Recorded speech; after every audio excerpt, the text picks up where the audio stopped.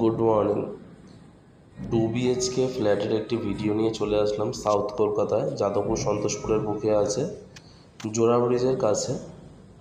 এটি 2 BHK flat আছে, 3rd ফ্লোরে, লিফট আছে, গ্যারেজও আছে, একদম আনইউজড নিউ ফ্ল্যাট।